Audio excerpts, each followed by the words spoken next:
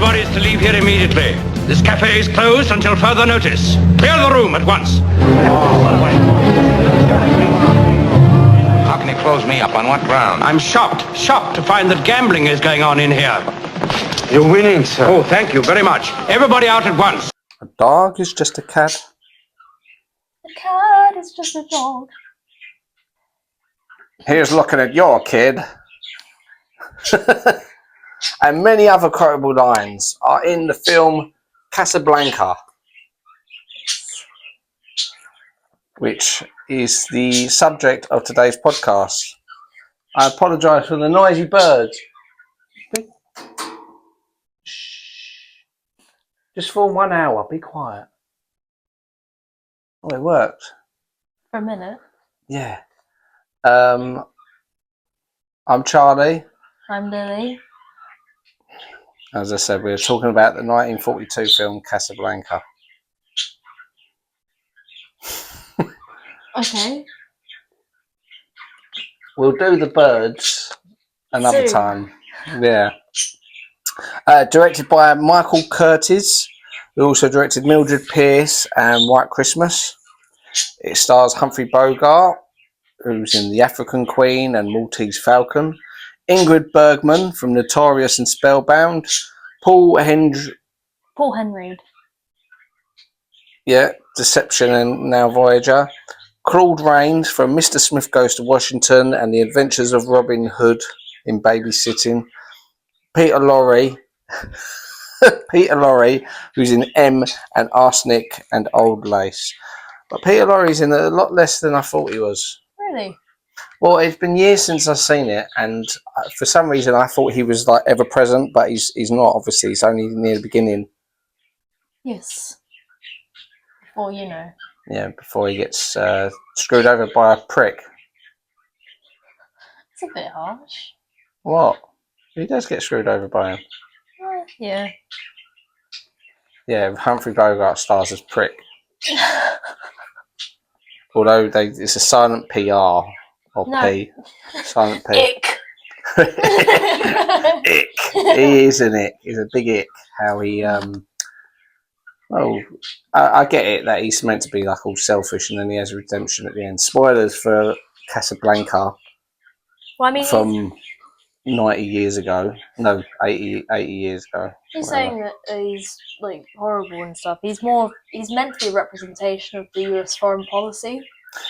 Yes, I was thinking that when I was watching it. I was thinking he is pretty much representative of how the Americans' attitude was towards The war. And even at the time, 1942, because Well, that is similar to when the Americans got involved. They got involved very near the end. Yeah, But it's, the altruism that Rick possesses is very similar to how America was, and then obviously it shifts near the end once he realises how important it is to join in the effort, which I guess is similar to how the Americans were. So, what are your thoughts about the film, Lil? No, I think it's a very good film. I've had to study it as part of my course at college, And for this podcast. and for this podcast. But just generally, I really enjoy the film. I think it's really interesting. It's obviously very iconic and has influenced many other films. Yeah. Not the birds, though, so you lot can be quiet. Do you think that's going to be too annoying for people? Might be. I don't know. We'll see how it goes. There's not a lot I can do about it because they're not in their cage, and there's 4 of them there.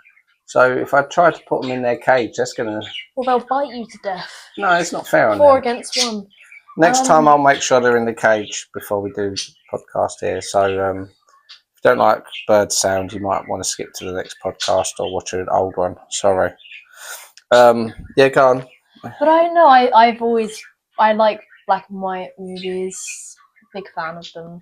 A lot of films that produced from the 1920s to the 40s, a big fan of. But no, I think this is an excellent film. Yeah, I mean, I liked it more this time around than the first time I see it. I think it's held in such high regard. Sometimes when a film's, I mean, when you talk about classic films, this is one of the ones that people will first say. And I think it was hyped up so much for me the first time I watched it. I was a little bit disappointed. I was like, well, it seemed more of a chore to watch it. This time round, I knowing what the story was about, I took it in more because from the poster and like everything that you know about it, you think it's just purely just a love story with the war going on as a background thing, which in a way it is, but it's not. It sort of goes into the war a little bit more, and you can understand his decision to send her away with Laszlo. Yeah. Who I think is the better person out of the two men anyway. I mean, obviously he becomes a vampire later on in life, you know, in What We Do in the Shadow. You kidding? I was a different person. I was Jackie Deadtoner. Go on, what else? What else? You got loads of notes. Well, what about the mise-en-scene? The mise-en-scène. I mean, the exotic locations in the film of obviously Casablanca, it lends to the glamour and the romance of the film's aesthetic. As Paris obviously evokes romance and nostalgia, that is just the stereotype of Paris. Despite it now being just a dump. Okay. And the final sequences in the airport were actually shot in a studio lot. And a cardboard cutout of an aeroplane was used in the background, with midgets used to depict the mechanics. And the use of miniatures in the background of key characters in the foreground, it created forced perspective. It's really interesting. They also done that with Alien. Did they? Yeah, Ridley. There's a bit where like where you got this giant alien behind this telescope thing, like the thing that they later used in Prometheus, and to make it look bigger, Ridley Scott used his son and a bunch of his friends in little spacesuits to make that all look bigger. What did you find out about the film when you looked into it? They used a plane cutout and small people to load the planes. Yeah, I know. It's one of the few notes I made. Oh, I'm sorry. No, it's okay. You know, Dooley Wilson couldn't play the piano. Okay, not. No. So all those scenes where he's like, "You must remember this." He's going. You played it for her, you play it for me. Well, I don't think I can remember. If she can stand it, I can. Play it. Yes, boss.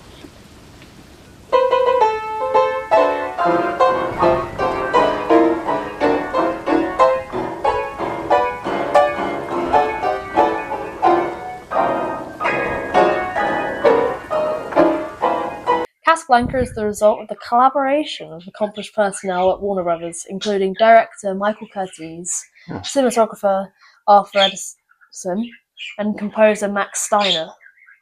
And Michael Curtiz was a respected journeyman and director at Warner Brothers, and Curtiz exemplifies the contract director, which was commonplace during the studio era of films. And he directed commercial films and can turn his hand to a variety of genres, which was obviously important in the studio era of films. You know one. Yeah, of course, because back then it was almost like the director was literally just another member of the crew. Yeah. It was more about the producer's effort. I think back then it was more like who's producing this film? It's like the director of Wizard of Oz, Victor Fleming, same year directed Gone with the Wind.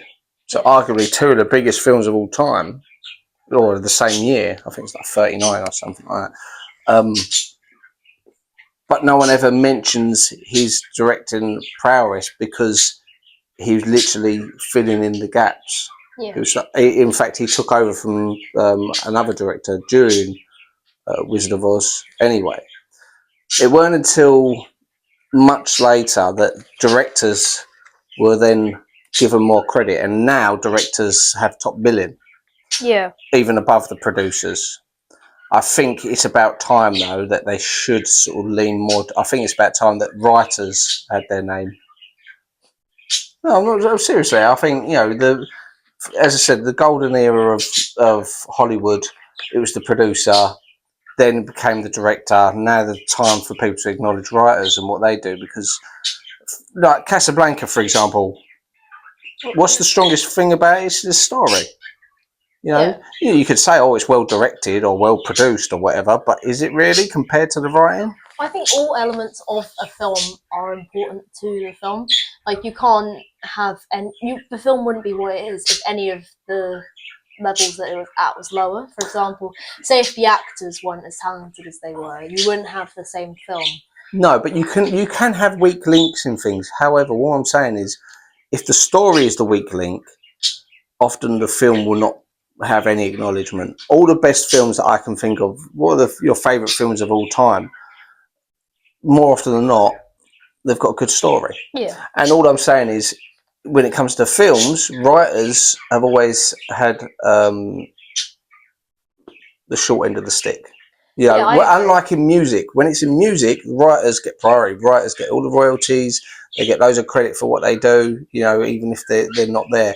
But with films, you could write a fantastic script, and then that's it. They go, yeah, thanks for that. Now bugger off. And you try and turn up on the set, and they won't let you in. I think similar happens with animators in films. What do you mean? Well, as in, like, a lot of the time, animators are undervalued within the industry, especially now with AI becoming so prominent. Like, it's really difficult to get creative jobs now because of the fact that it's easier to get a machine to do something for you than it is to pay someone. So that's, I mean, obviously there's studios in Japan which create like really popular anime, and a lot of their staff members are overworked and underpaid. It's quite stark. So I think, just generally speaking, there's a lot of people undervalued within industry.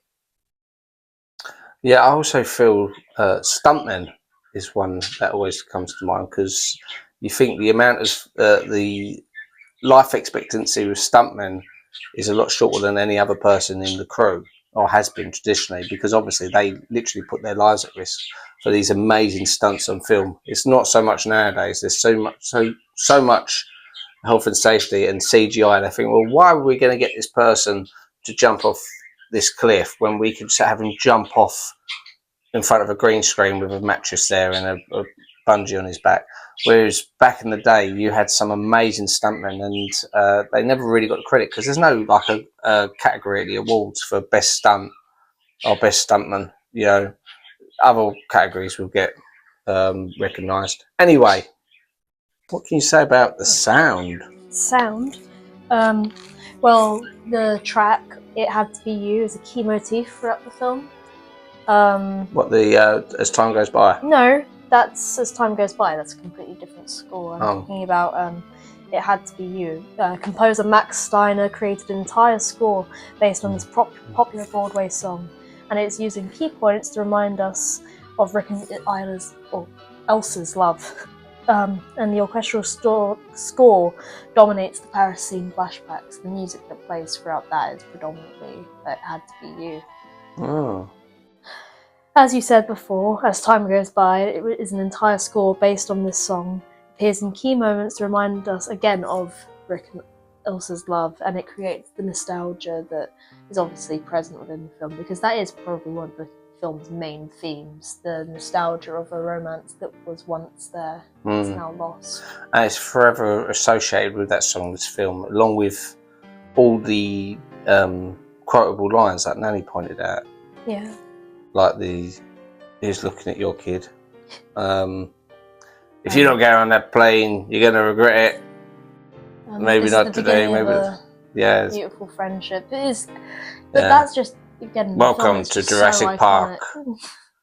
And Jeff what else? Goldblum song. Yippee-ki-yay, mother. No, it has got loads.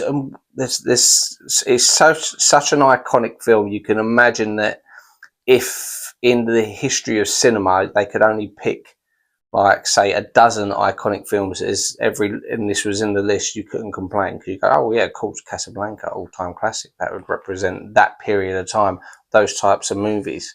Yeah. I'm not saying personally it's the best of that time, but again, it's like when you see all-time great lists and you think, okay, it's not for me, but I understand why the Rolling Stones are on this all-time top 10 rock bands list. Yeah. They're not my favourite. I like some of their stuff, but I cannot argue with it's funny, their popularity. Until I started again studying film, I didn't actually realise how popular Casablanca was, or I didn't know that it was such an iconic film. I didn't even know of it beforehand, which seems crazy considering the fact I do enjoy film, but I just wasn't aware of it. And then once I'd watched it, I can see the influence of it in so many other films now. So it's just Yes, I was always aware of Casablanca's existence. I was always, I didn't watch it till much later in life, but I knew of it the same as I would knew of, say, The Godfather or Star Wars. You knew of them. Do you know the chess game that he was playing in this was an actual chess game he was playing by post how was it? with a friend? Yeah, which I love playing chess, but those kind of things. Back in the day, they used to play chess by post. So you'd have a chessboard set up. They'd have their one set up in the other country. They'd send you a letter, right, king to whatever, and you'd move it, and then go, right, okay, well, I think this one, and then send off your letter. And it would take so long. It would It's literally, just worth it. I mean, yeah, but it means you literally take years to play a game of chess. yeah. I mean, I think that nowadays people don't appreciate the moment a lot of the time. As in, like, everything has to be done immediately and it can't wait. Whereas something like that is a lot nicer than it is. Like, I mean, you can play chess on iMessage now and you can play a game in 10 minutes, but that's not necessarily enjoyable. In 1938, Murray Burnell and his wife took a trip through Europe where they found a black pianist playing jazz to entertain a large crowd. The duo then made the play inspired called Everybody Goes to Rick's, and then the Epstein brothers were brought in to adapt the play and to add further layers of wit, humour and romance, and that's how we get Casablanca. Wow, okay. Did you know that? Well, I do now. Yeah, allegedly, yeah. What do you mean allegedly? Well, I've only got you as my source, so I don't know. Oh wow, okay. No, it's interesting. Did you know many of the actors who were playing the Nazis were in fact Jews who had escaped Oh, wow. Nazi-occupied Europe? I didn't know that. So, like, when there's certain scenes in it, like when they're all singing the French national anthem, and you see loads of them sort of getting really teary-eyed and stuff, that was genuine reaction to it because they felt so passionately against the Germans at the time. Yeah. Because it's what's really interesting about the film is it was actually a contemporary film, as in it was being shot during the war and it was about the war. Yeah. You know. Interesting. It's an excellent film. It's not. I've said that about 5 times at least in this podcast now, but it really is. That's right. That's what Ben usually does, anyway. I'm just feeling in Ben's part, am I? Yeah. Now Humphrey Bogart was married at the time to Mayo Meffott, Mayo. Meffott, who is an actress, and she was also a very jealous woman. Mm-hmm. And when he was having scenes with Ingrid Bergman, she'd be shouting at him and accusing him of having affairs with her. He was actually a battered husband. Really? Yeah, she was known for her alcoholism and her violent nature. There was one time they was having an argument and she actually had a gun as well. And there's other people who was there, they said they feared for their life. He did eventually leave her for Lauren Bacall, and I think they got divorced in 1945. And it was about 5 years after that that Mayo Meffott died from the effects of alcoholism. She was in like a third-rate hotel in Oregon, I believe it was, and her body wasn't discovered for a few days. Yeah. Bit grim. That's what I'm here for. Keep it nice and light. Where the film's shot in black and white, it was obviously very important to be able to still showcase differentiation between characters and character types. And so throughout the film, you'll actually see Rick always seems to wear white, whereas the Germans wear black, which shows how different Rick's ideologies were to the Germans when he wouldn't explicitly say it. You don't necessarily notice that when you're watching the film. It's only if you look into it later on or revisit it, you'd notice something like that. But yeah, the white dinner jacket that he wears.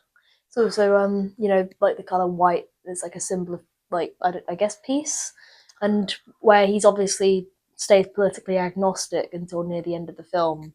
That's key. Well, also that obviously the traditional knight in white armor It's always been associated with goodness and pureness and like the angels and stuff like that, and priests wearing white and stuff like that. It's just always just good versus bad. Luke Skywalker dressed in white, Darth Vader dressed in black.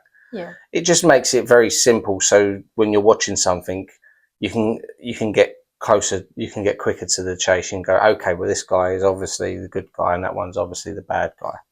You know, obviously later in films there'd be more subtlety and more differentiation, but it's, yeah, I get that.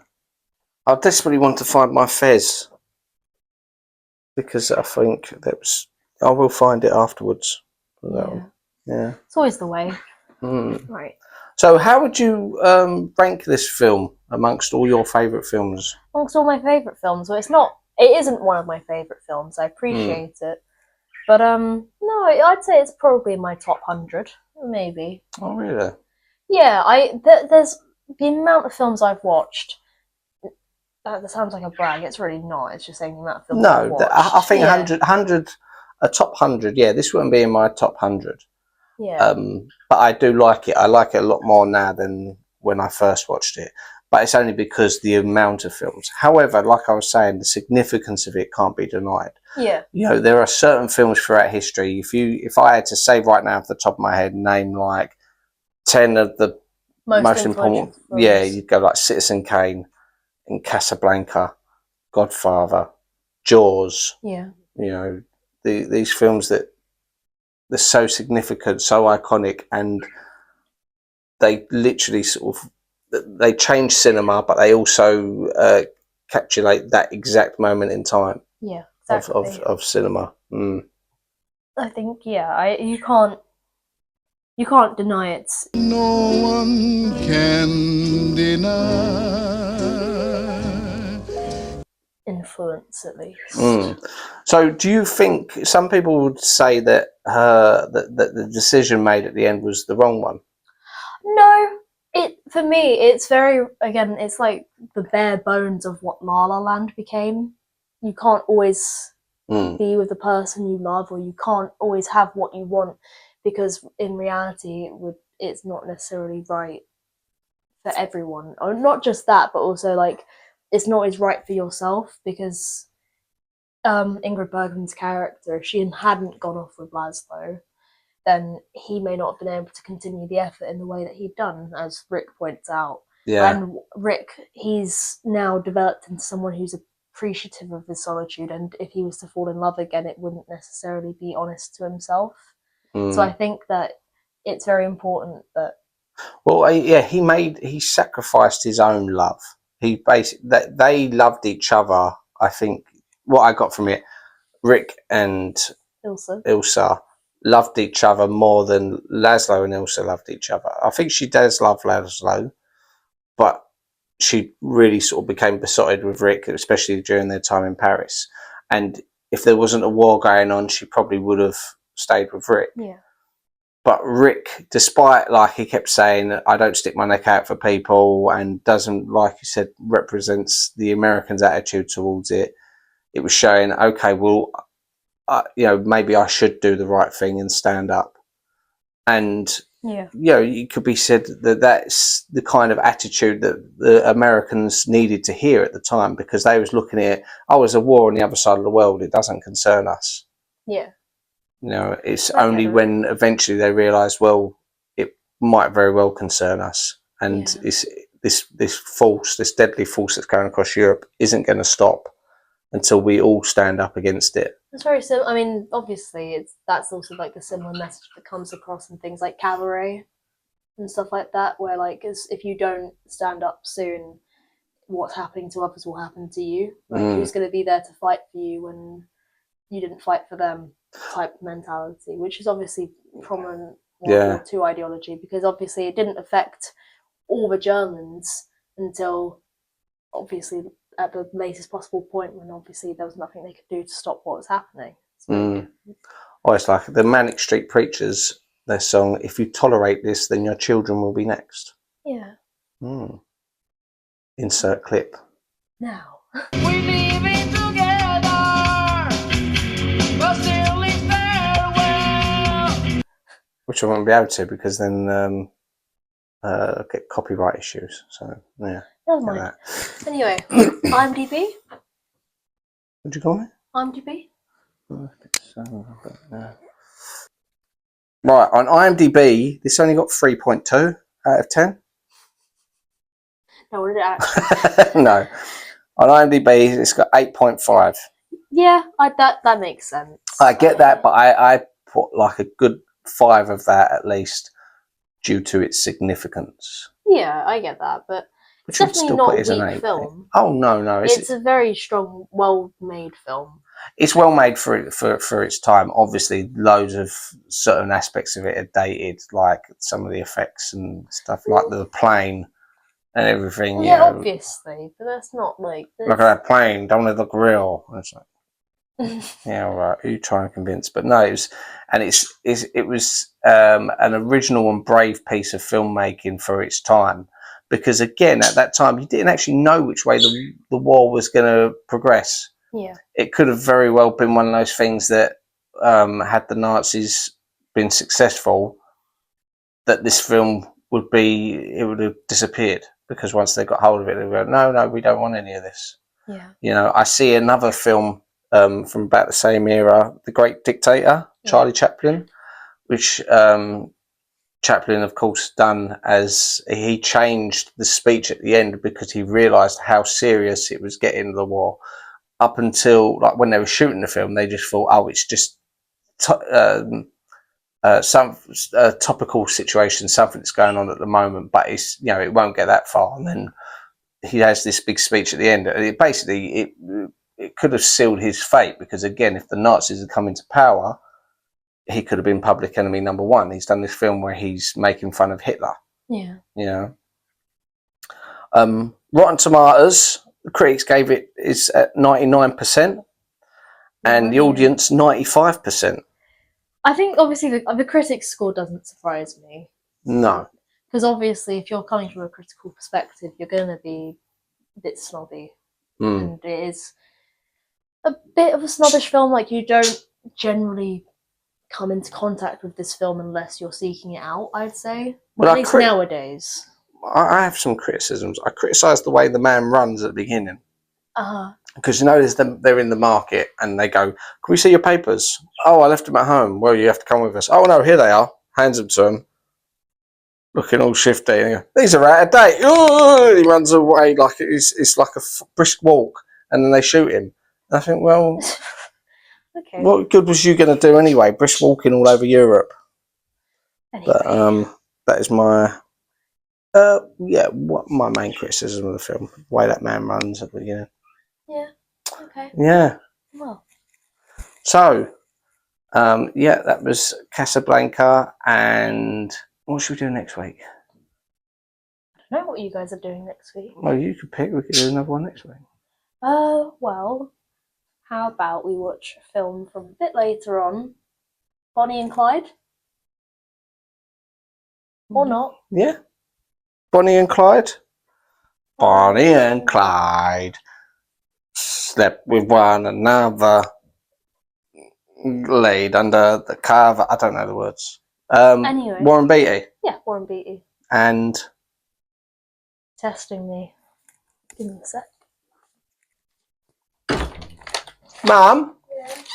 Who's in Bonnie and Clyde? Faye Dunaway. Faye Dunaway, that's it. Yes. Alright, we'll start again. So I think next week we should do Bonnie and Clyde. Starring Faye Dunaway and Warren Beatty, I believe. That's not what is it? No, yeah. If I remember correctly. Faye Dunaway and Warren Beatty. And Gene Hackman. Oh wow, yeah. Gene Hackman's in Bonnie and Clyde, who sadly passed away recently. Yeah. Aged 95, with his wife and his dog. Yeah. Very sad. I'm a big fan of Gene Hackman, because I actually think he's up there as one of the best American actors. Yeah. You know, and I love him in Unforgiven. It's probably my favourite performance of his, but Royal Tenenbaums as well. He's known for French Connection, of course. But yeah, I think that's quite fitting. Yeah, Bonnie and Clyde. Right. Okay, good choice. So please like, subscribe, and share. Tune in next week for Bonnie and Clyde. Yep. And here's looking at your kid. Thank you for watching. Bye bye.